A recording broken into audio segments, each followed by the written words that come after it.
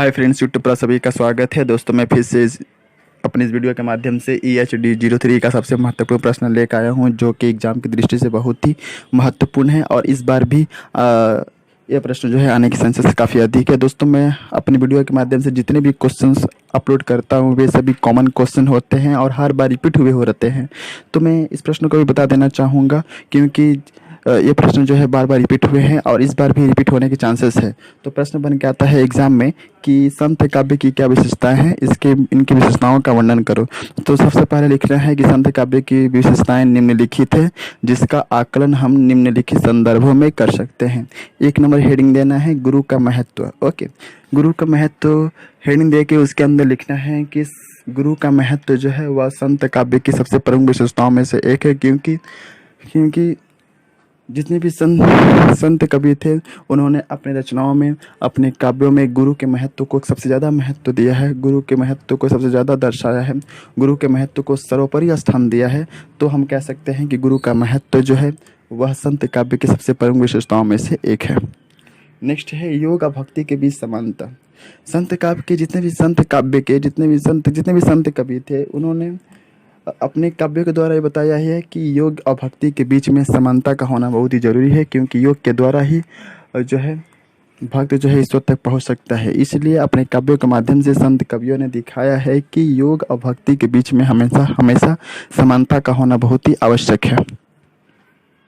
आडंबरों का विरोध भी संत काव्य की सबसे प्रमुख विशेषताओं में से एक है, क्योंकि जितने भी संत कवि थे, अगर उन संत कवि के काव्यों को पढ़ते हैं तो उनमें आपको दिखाई देगा कि जितने भी संत कवि थे, इन कवियों ने अपने रचनाओं के माध्यम से समाज में फैले हुए आडंबर चीज़, बनावटी चीज़, दिखावे की चीज़, अंधविश्वास, ओके, तो इन सब चीज़ों को दूर करने का प्रयास उन्होंने अपने रचनाओं के माध्यम से किया है।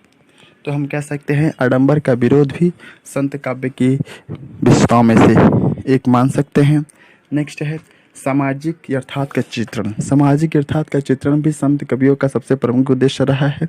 इसलिए उन्होंने अपनी रचनाओं में सामाजिक जीवन की पहलुओं को, अलग अलग सामाजिक बिंदुओं को जो है उठा करके जो है अपने काव्यों में स्थान दिया है।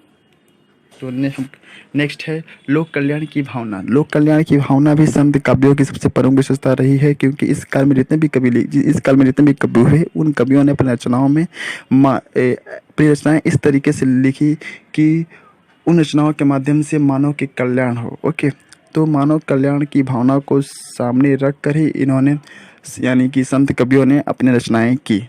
तो लोक कल्याण की भावना भी संत कवियों का सबसे प्रमुख उद्देश्य रहा और इस उद्देश्य में वे सफल भी हुए।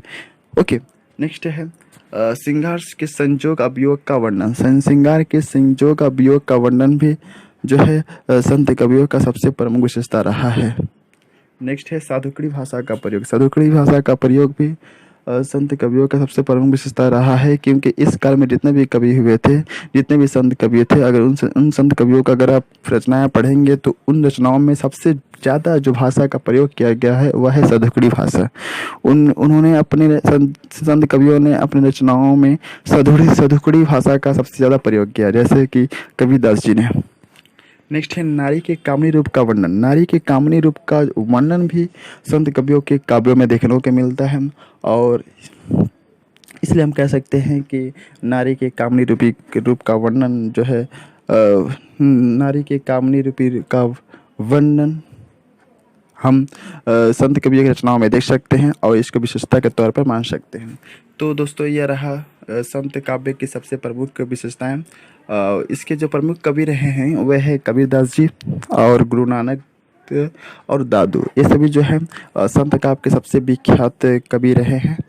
ओके, तो दोस्तों ये प्रश्न जो है बहुत इंपॉर्टेंट है और इस प्रश्न की आने की संभावना काफ़ी अधिक है। इसलिए मैं आपसे रिक्वेस्ट करता हूँ कि जितने भी नोट्स है, जितने भी पॉइंट है, उसको अपने कॉपी में नोट डाउन कर लो और उसको याद कर लो, क्योंकि एग्ज़ाम में यही जो पॉइंट है आपको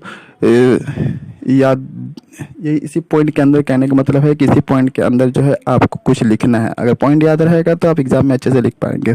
thank you and best of luck for your exam. Thank you.